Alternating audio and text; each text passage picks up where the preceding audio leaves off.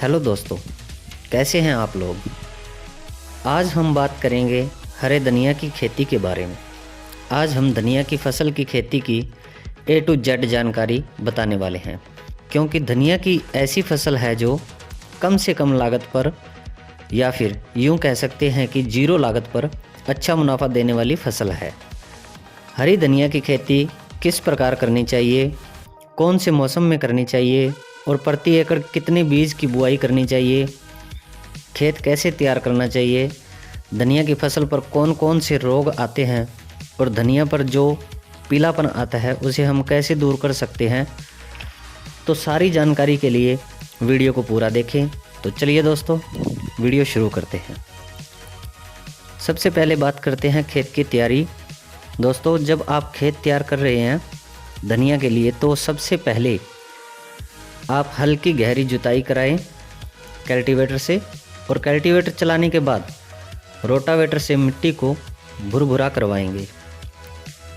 और रोटावेटर को चलाते समय आप एक बोरी यानी 40 से 50 किलोग्राम सुपर फास्फेट पाउडर पूरे खेत में डाल दो, या फिर आप गोबर की खाद भी डाल सकते हैं।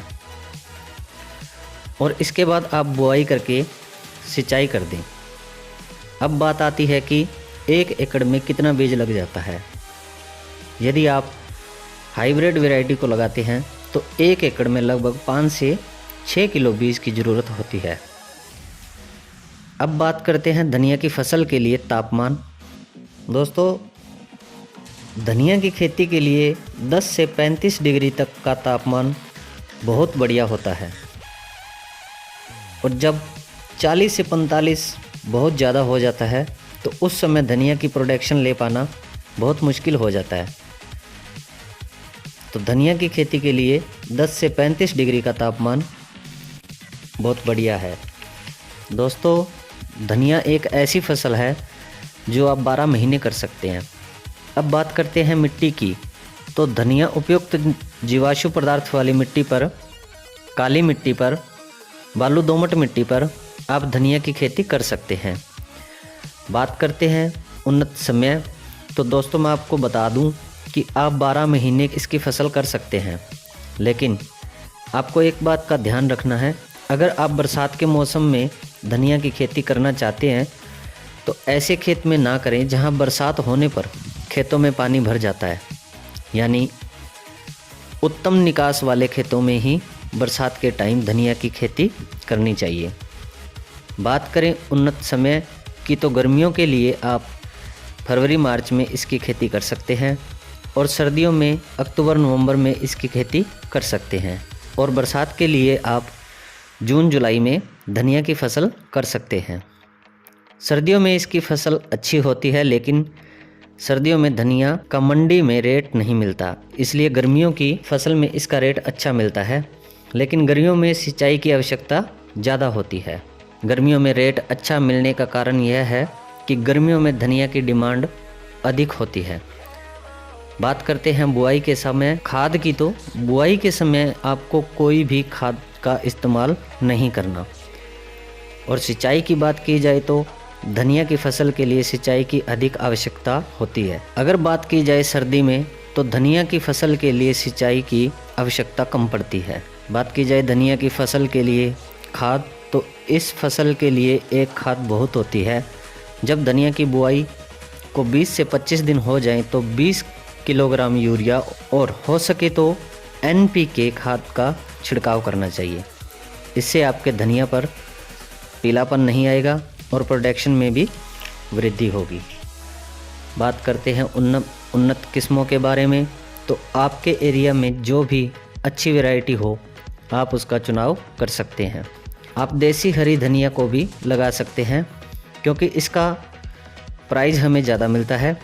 लेकिन अगर हमने देसी धनिया की कटाई टाइम से नहीं की तो इसमें फूल बहुत ही जल्दी आ जाते हैं, और वहीं हाइब्रिड में फूल आने की कोई समस्या नहीं है।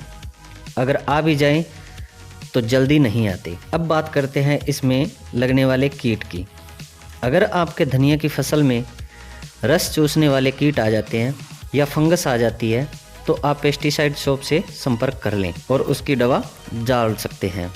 वैसे तो इसमें ना के बराबर ही बीमारी आती है और धनिया एक ऐसी फसल है जो कम लागत पर अधिक मुनाफा देने वाली फसल है।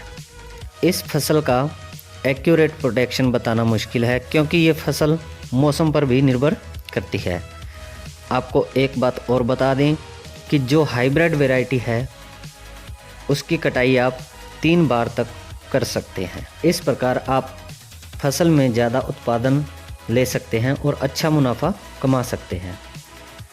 अब बात करते हैं दोस्तों धनिया के फायदे।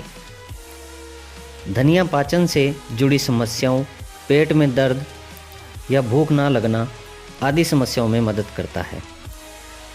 धनिया के पत्तों को भूख बढ़ाने के लिए इस्तेमाल किया जा सकता है और साथ ही पाचन से जुड़ी समस्याओं में भी मदद करता है।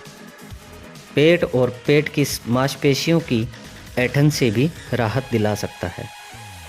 धनिया का फल भी आप पाचन से जुड़ी समस्याओं में मदद कर सकता है। धनिया डाइजेस्टिव पावर बढ़ाता है, कोलेस्ट्रॉल लेवल मेंटेन रखता है, डायबिटीज़ और किडनी के इन्फेक्शन के अलावा अन्य कई बीमारियों में भी असरदार साबित होता है। इसमें प्रोटीन, फैट, फाइबर, कार्बोहाइड्रेट और मिनरल्स होते हैं जो आपकी पावर को ज़्यादा बढ़ा देते हैं। धनिया के इस्तेमाल से अरुचि, पाचन तंत्र रोग, मूत्र विकास के साथ साथ वात, पित्त, कब्ज विकार में भी लाभ मिलता है। सूखा धनिया खाने से जोड़ों के दर्द में राहत मिलती है। सुबह खाली पेट धनिया पानी पीने से पेट संबंधी तकलीफ़ों से राहत मिल सकती है। धनिया पानी वजन नियंत्रण और वजन घटाने में महत्वपूर्ण भूमिका निभा सकता है। यह पाचन क्रिया को सुधार कर वजन नियंत्रण में मदद करता है। अब मैं आपको बताता हूँ कि धनिया पानी कैसे बनाते हैं। तो दोस्तों 1 चम्मच धनिया और 1 चम्मच सौंफ को 1 गिलास पानी में भिगो दें। रात भर इसे पानी में भिगोने के बाद सुबह इसे अच्छी तरह से उबाल लें और छानकर साफ गिलास में निकाल लें। इसमें आप नींबू का रस या शहद मिलाकर पी सकते हैं। तो दोस्तों आपको यह जानकारी कैसी लगी? अगर अच्छी लगी तो लाइक करें और चैनल को सब्सक्राइब ज़रूर कर लें। धन्यवाद दोस्तों।